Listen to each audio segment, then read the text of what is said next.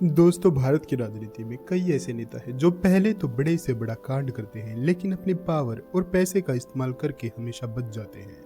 आज की कहानी भी एक ऐसे ही विधायक की होगी जो मायावती की सरकार में 6 बार मंत्री रह चुके थे। दोस्तों, हम बात कर रहे हैं मधुमिता शुक्ला और अमरमणि त्रिपाठी की, जिसने पहले तो अपने से आधी उम्र की लड़की को अपने झांसे में फंसाकर उसको 3 बार प्रेग्नेंट किया और फिर उसके साथ ऐसी खौफनाक वारदात को अंजाम दिया जिसे सुनकर आपकी रूह कांप जाएगी। तो चलिए जानते हैं आखिर क्या है अमरमणि त्रिपाठी और मधुमिता शुक्ला की कहानी। दोस्तों, हमारी कहानी की अहम किरदार है मधुमिता शुक्ला, जो बहुत ही कम उम्र में ही कवि सम्मेलन के आयोजकों की पहली पसंद बन गई थी।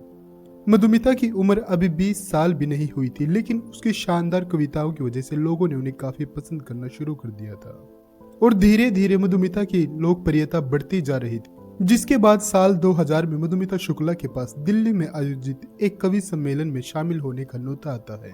सामने हजारों की भीड़ होती है, लेकिन फिर भी मधुमिता शुक्ला एक मंजे हुए कवि की तरह अपनी कविताएं पढ़ती है, जिसे सुनकर हर कोई हैरान रह जाता है। सामने बैठी ऑडियंस में उत्तर प्रदेश की राजनीति में बाहुबली नेता के तौर पर पहचाने जाने वाले अमरमणि त्रिपाठी की मां सावित्री मणि त्रिपाठी भी बैठी थी। और जब अमरमणि की मां को पता चलता है कि मधुमिता शुक्ला भी लखनऊ की है, तो एक ही शहर के होने की वजह से प्रोग्राम खत्म होने के बाद सावित्री मणि मधुमिता शुक्ला से मिलने जाती है और मधुमिता को उनके घर आकर मिलने का न्योता देती है और वह अमरमणि की मां के निमंत्रण को खुशी खुशी स्वीकार भी कर लेती है और वादा करती है कि लखनऊ वापस आने के बाद वह उनसे जरूर मिलेगी। और जब मधुमिता वापस लखनऊ आती है तो अमरमणि के घर उनकी मां से मिलने जाती है और ऐसे ही इन दोनों का एक दूसरे के घर आने जाने का सिलसिला शुरू हो जाता है। और जब एक दिन मधुमिता अमरमणि त्रिपाठी के घर आती है तो उसकी मुलाकात अमरमणि त्रिपाठी से होती है। अमरमणि मधुमिता शुक्ला के बारे में कई बार सुन चुका था, इसलिए अमरमणि मधुमिता से अपने चुनावी भाषण के लिए कुछ लाइनें लिखने के लिए कहता है और मधुमिता तुरंत कुछ लाइनें लिखकर अमर को दे देती है और इस तरह अमरमणि और मधुमिता शुक्ला की बातचीत का सिलसिला शुरू हो जाता है। मधुमिता लखनऊ के निशांतगंज इलाके के पेपर मिल कॉलोनी के मकान नंबर 33/6 में अपने एक नौकर देशराज के साथ रहती थी। साल 2003-9 में शाम का समय था जब मधुमिता के दरवाजे पर 2 व्यक्ति दस्तक देते हैं। दोनों को देखकर मधुमिता घर के अंदर आने को बोलती है और देशराज से किचन में जाकर चाय बनाने को कहती है। दोस्तों, देशराज घर पर आए मेहमानों के लिए चाय बना ही रहा था और तभी उसे मधुमिता के कमरे से गोली चलने की आवाज आती है। वह जल्दी से किचन से भागकर वहां जाता है और देखता है कि फर्श पर मधुमिता खून से लथपथ पड़ी थी और जिनके लिए वो चाय बना रहा था वह तेजी से घर का दरवाजा बंद करके वहां से भाग गए थे। जिसके बाद देशराज इस घटना की खबर मधुमिता शुक्ला की बहन निधि शुक्ला को देता है।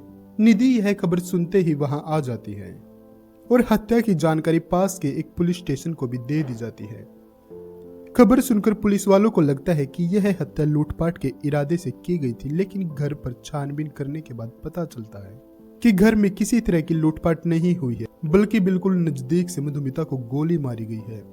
जांच में पुलिस अधिकारी को मधुमिता के कमरे से मधुमिता का मोबाइल और कुछ पर्सनल डायरी भी मिलती है और मधुमिता के शव को भी अगले दिन पोस्टमार्टम के लिए भेज दिया जाता है। और जिस अस्पताल में मधुमिता का पोस्टमार्टम होता है वहां खुद अमरमणि त्रिपाठी अपने सहयोगियों के साथ आते हैं और पोस्टमार्टम पूरा होने तक वहीं खड़े रहते हैं।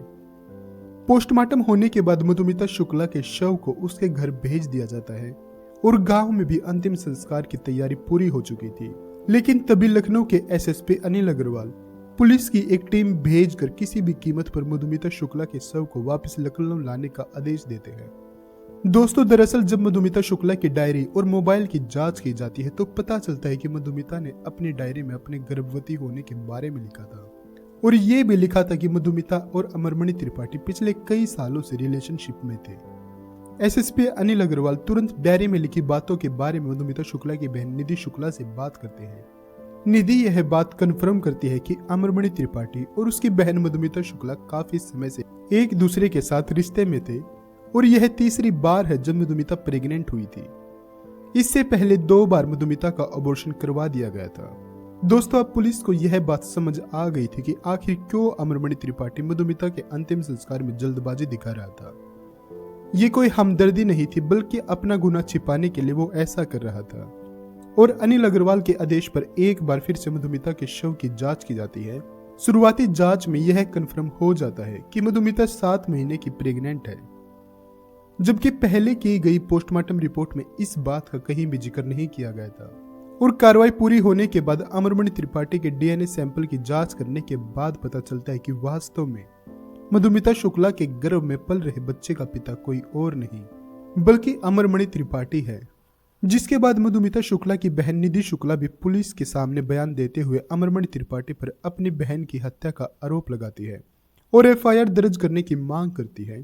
पहले 2 बार जब मधुमिता प्रेग्नेंट हुई तो किसी तरह अमरमणि ने अबॉर्शन करवा दिया, मगर तीसरी बार मधुमिता अबॉर्शन करवाने से मना कर देती है और इस कारण अपना गुनाह छिपाने के लिए अमरमणि त्रिपाठी मधुमिता की हत्या करवा देते हैं। अब इस पूरे मामले को क्राइम ब्रांच लखनऊ को भेज दिया जाता है।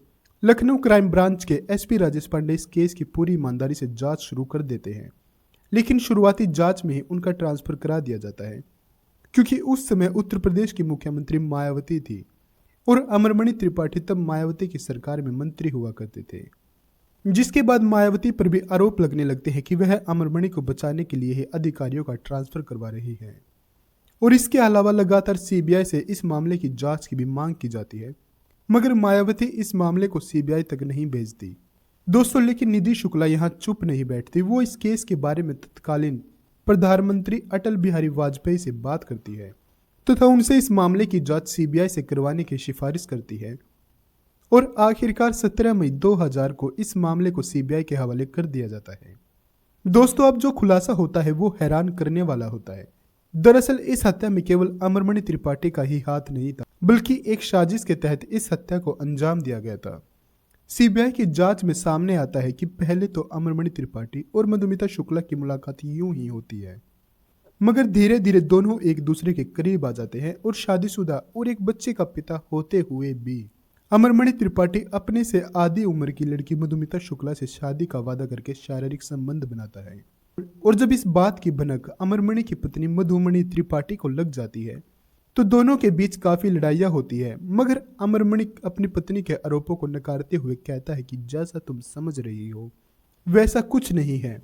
फिर भी मधुमती को यकीन नहीं होता। वो अपने करीबी रिश्तेदार भतीजे रोहित चतुर्वेदी से अमरमणि पर नजर रखने के लिए कहती है और जब एक दिन अमरमणि मधुमिता शुक्ला के घर मिलने के लिए जाता है तो रोहित इस बात की जानकारी उसकी पत्नी को दे देता है।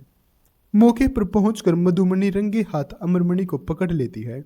रंगे हाथ पकड़े जाने के बाद सारी सच्चाई अमरमणि अपनी पत्नी को बता देता है, जिसके बाद उसकी पत्नी कहती है कि अगर मधुमिता शुक्ला को रास्ते से हटा दिया जाए तो सारी समस्या खत्म हो जाएगी और इसकी प्लानिंग करने के लिए अमरमणि की पत्नी रोहित से मिलती है। रोहित मधुमिता को खत्म करने का काम संतोष राय नाम के एक व्यक्ति को देता है और पूरी प्लानिंग के बाद फाइनल 9 मई 2003 को संतोष राय अपने एक साथी प्रकाश पांडे के साथ मधुमिता के घर जाता है और मधुमिता को गोली मारकर वहां से भाग जाता है। दोस्तों, इस पूरे खुलासे के बाद 23 सितंबर 2003 को अमरमणि त्रिपाठी को गिरफ्तार कर लिया जाता है, मगर कुछ ही हफ्तों बाद उसे हाईकोर्ट से बेल मिल जाती है। लेकिन यहाँ बात खत्म नहीं होती। अमरमणि त्रिपाठी इस पूरे मामले में जांच के दौरान पावर और पैसे का इस्तेमाल इतना ज्यादा करता है कि एक के बाद एक कई अहम गवाह मामले से मुकर जाते हैं। लेकिन इसके बाद मधुमिता शुक्ला की बहन निधि शुक्ला केस को उत्तर प्रदेश के बाहर ट्रांसफर करने के लिए सुप्रीम कोर्ट से अपील करती है और सुप्रीम कोर्ट इस पूरे मामले को उत्तराखंड ट्रांसफर कर देता है, जिसके बाद अमरमणि त्रिपाठी की जमानत भी रद्द कर दी जाती है। अमरमणि त्रिपाठी पर लगाए गए सभी आरोप सही साबित होते हैं, मगर 2012 में इन सभी को उत्तराखंड की जेल से वापस गोरखपुर सेंट्रल जेल में ट्रांसफर कर दिया जाता है।